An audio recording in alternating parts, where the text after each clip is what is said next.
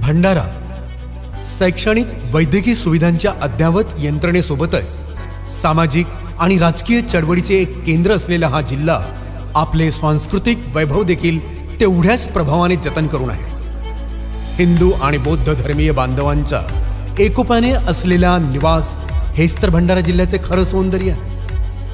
ही परंपरा आणि सर्व धर्मियांचा एकोपा टिकवून ठेवण्यासाठी आमदार श्री नरेंद्र भोंडेकर यांचा नेहमीच प्रयत्न असतो। अशाच प्रयत्नातून भंडारा जिल्ह्यातील सर्व धर्मियांच्या धार्मिक स्थळांच्या विकासासाठी आमदार श्री नरेंद्र भोंडेकर यांनी पुढाकार घेतलाय।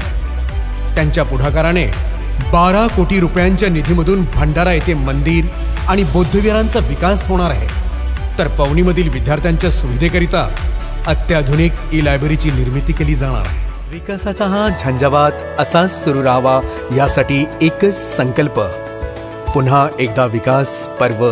आमदार नरेंद्र भोंडेकरांच्या पाठीशी आम्ही सर्व।